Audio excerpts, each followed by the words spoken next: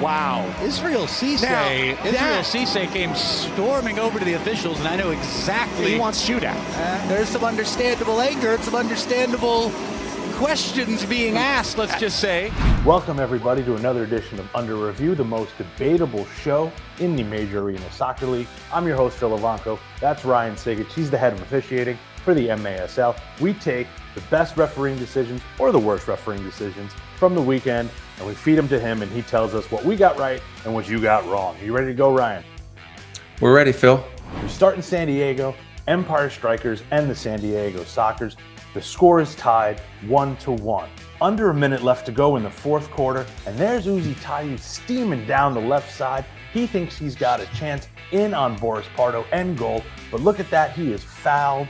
The controversy here is the Strikers are looking for a shootout for this foul. Ryan, what do you say here? Well, what we see here, Phil, is Uzi gets an inside position, the goal line position on the defender, and there is a slight hold from Pino. So first we have to determine, was it a foul? I think most would agree, yes, it's a holding foul.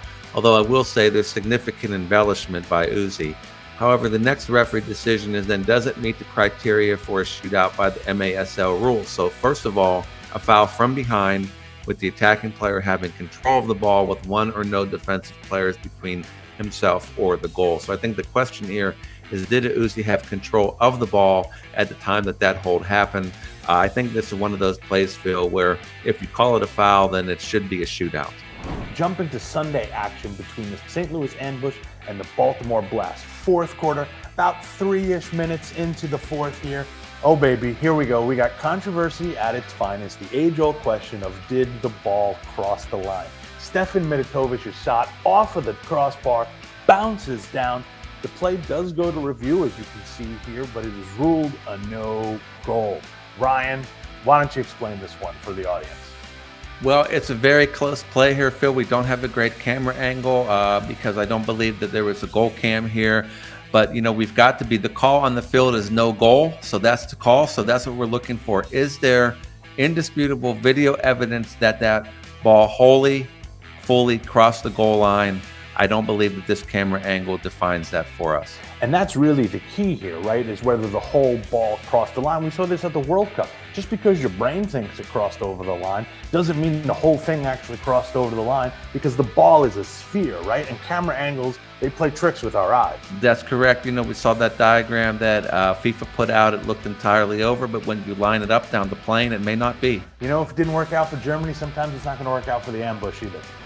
Okay, we head to Dallas for a Sidekicks matchup against the Chihuahua Savage. It's the third quarter. Chihuahua is up by 3 goals, and here we have a great look at an under review play that the referees got 100% correct. Juan Gamboa thinks that he saved the ball within the goal mouth, but we can clearly see here, Ryan, that the video evidence is overwhelming. Well, Gamboa is clearly out of the penalty area, and it is a shot on goal. Dallas, and the calls made by Rich Grady. Dallas then challenges that call, and on VR, it's clear that he was out contact with the ball outside of the penalty area by our MASL rules. Deliberate handballs by the goalkeeper outside of the penalty area that stop a shot on goal is an automatic 2-minute blue card power play penalty, and then must also be a shootout regardless of the position of other defenders. Off to Kansas City we go for the classic matchup between the Milwaukee Wave and the Kansas City Comets. Ian Bennett is heading straight towards goal, where of course IB26 always goes straight towards goal, and he is tackled from behind by Nacho. Blue card given. That's really the obvious stuff here. We're not debating that one. The one I wanted to ask Ryan is, what's up with the 5 minutes? Well, it's a clear reckless. It probably goes a little bit above and beyond reckless just because of the cynical nature of the foul, just to stop Ian Bennett, who was on a quick attacking play here. So in the opinion of the referee, this was Chris Penso, he determined that the severity of this foul was warranted of a major penalty. Mr. Penso, I love the fact that we were able to hear you because we're testing out those mics on the field over in Kansas City. I just don't think that was a 5-minute major. I don't think that elevates to a 5-minute major penalty. Last play for this week, Wave and Ambush. And this one, Ryan, this one's a pretty clear penalty on Willie B. Well, it's a clear foul. I mean, you see the ball's played in off the boards. The ball's at the Duca's feet, and he's clearly fouled by Willie B.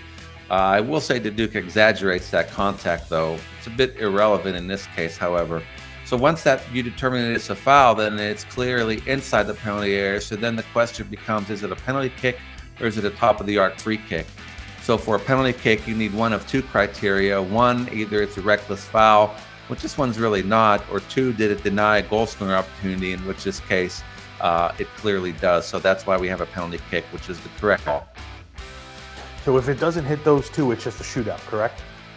If it doesn't hit those one of those two criteria, then it's just a free kick, a simple foul free kick from top of the arc.